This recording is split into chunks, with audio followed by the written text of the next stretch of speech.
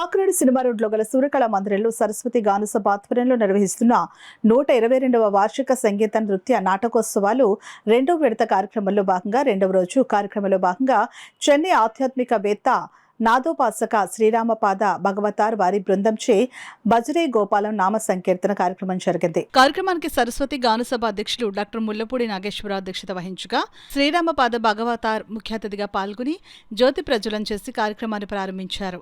ఈ సందర్భంగా సరస్వతి గానసభ సెక్రటరీ పేపకాల రామకృష్ణ, ఉపాధ్యక్షులు సి సత్యనారాయణ మీడియాతో మాట్లాడారు.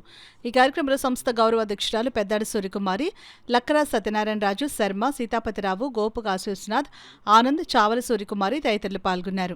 గత 122 సంవత్సరాలుగా నిరంతరంగా ప్రతి సంవత్సరం దసరా గానసభలను చేస్తూ ఉంటుంది. దసరా గానసభల్ని ఇటీవల ఒక 10 ఏళ్ల నుంచి ఏకదాటిగా 10 రోజులు చేయటం కాకుండా స్ప్లిట్ చేసి, అంటే మొదట 4, తర్వాత 3, తర్వాత 3 కింద చేస్తున్నాం. అలాగే ఇప్పుడు రెండో విడత కార్యక్రమాల్లో ఈవేళ రెండో రోజు. నిన్నటి రోజున సిఎస్ గారు చెప్పినట్టుగా చైతన్య మేగొండి గారిని ఒక ఆయన హిందుస్థానీ గాత్ర కచేరీతో చాలా అద్భుతంగా చేశారు నిన్న. ఈరోజు శ్రీరామపాద భాగవతర్ ఈయన ఇవాళ ఈ భక్తి సంగీత నామ సంకీర్తన చేస్తున్నారు. దాని ప్రయోజనం ఏంటంటే సిఎస్ గారు ఆల్రెడీ చెప్పుకున్నారు. రేపు కూడా ఒక నాటక కార్యక్రమంతో రేపు ఈ రెండవ కార్యక్రమాలు ముగుస్తాయి.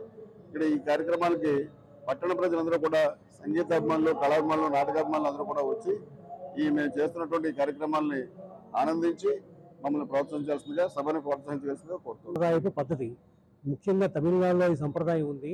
మనకు కొంచెం తక్కువైనప్పటికీ కూడా ఇటీవల కాలంలో మనం కూడా బాగా ప్రోత్సహిస్తున్నాం. ఈ నామ సంకీర్తనలో వాళ్ళు త్యాగరాజ స్వామి, క్షేత్రయ్య, అన్నమయ్య లాంటి పదాలే కాకుండా వీరు సొంతంగా కూర్చున్నటువంటి అనేక దేవుళ్ళ మీద అనేకమంది కీర్తనలు పాడుతూ మనని భక్తిలో వాళ్ళాడిస్తారు. అది ముఖ్యంగా శ్రీరామపాద భాగవతార్ అని ఆయన గత 16 సంవత్సరాలుగా ఈ ఫీల్డ్లో ఉన్నారు. వారు అనేక చోట్ల అన్ని పుణ్యక్షేత్రాల్లోనూ, తిరుపతి నాదనీరాజనంలోనూ, అన్ని పీఠాలలోనూ, అలాగే వారణాసి, గురువయ్యూరు, తంజావూరు మొదలైన అన్ని పుణ్యక్షేత్రాల్లో ఈ కార్యక్రమాన్ని నిర్వహిస్తూ వస్తున్నారు.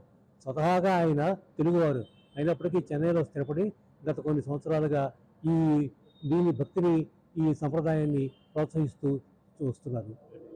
రేపు భూతకాలం అని దివాకర్ బాబు గారు రాసినటువంటి నాటకాన్ని, దాన్ని గోవాడ వెంకట్ అని ఆయన దర్శకత్వం చేస్తున్నారు. రేపు కూడా రావాల్సిన అందరినీ కోరుతున్నాం.